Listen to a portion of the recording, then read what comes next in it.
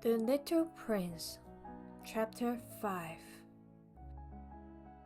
As each day passed, I would learn, in our talk, something about the Little Prince's planet. His departure from it, his journey. The information would come very slowly as it might chance to fall from his thoughts. It was this way that I heard on the third day about the catastrophe of the baobabs. This time, once more, I had the ship to thank for it, for the little prince asked me abruptly, as if seized by a grave doubt. "It is true, isn't it, that sheep eat little bushes?" "Yes, that is true." "Ah, I'm glad." I did not understand why it was so important that sheep should eat little bushes, but the little prince added, "Then it follows that they also eat baobabs?" I pointed out to the little prince that baobabs were not little bushes.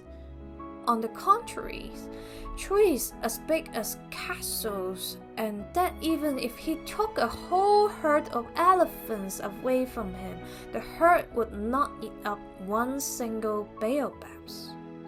The idea of the herd of elephants made the little prince laugh. "We will have to put them one on top of the other," he said. But he made a wise comment. "Before they grow so big, the baobabs start out by being little." "That is strictly correct," I said. "But why do you want the sheep to eat the little baobabs?" He answered me at once. "Oh, come," as if he were speaking of something that was self-evident. And I was obliged to make a great mental effort to solve this problem without any assistance. Indeed, as I learned, there were on the planets where the little prince lived, as on all planets, good plants and bad plants. In consequence, there were good seeds from good plants and bad seeds from bad plants. But seeds are invisible. They slip deep in the hearts of the earth's darkness until someone among them is seized with the desire to awaken. Then this little seed will stretch itself and begin timidly at first to push a tiny little sprig inoffensively upward toward the sun. If it is only a sprout of radish or the sprig of a rosebush, one would let it grow wherever it might wish. But when it is a bad plant, one might destroy it as soon as possible, the very first instinct that one recognizes it. Now, there were some terrible seeds on the planet that was the home of the little prince, and those were the seeds of the baobabs. The soil of the planet was infested with them. A baobab is something you will never be able to get rid of if you attend to it too late. It spreads over the entire planet. It bores clear through it with its roots. And if the planet is too small and the baobabs are too many, they split it to pieces. "It is a question of discipline," the little prince said to me later on.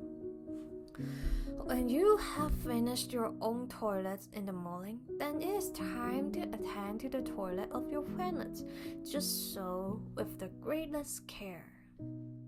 You must see that you pull up regularly all the baobabs.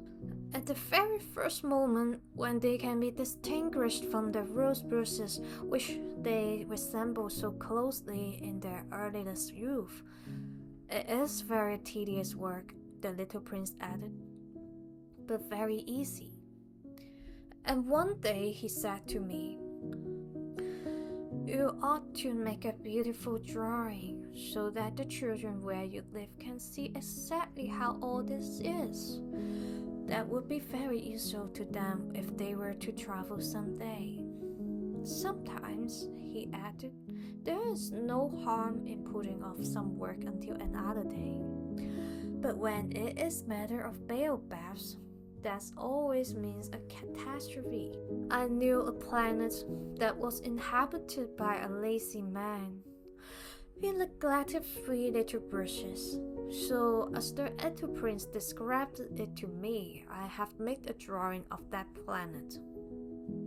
I do not much like to take the tone of a moralist, but the danger of the baobabs is so little understood, and such considerable risks would be run by anyone who might get lost on an asteroid, that for once I am breaking through my reserve.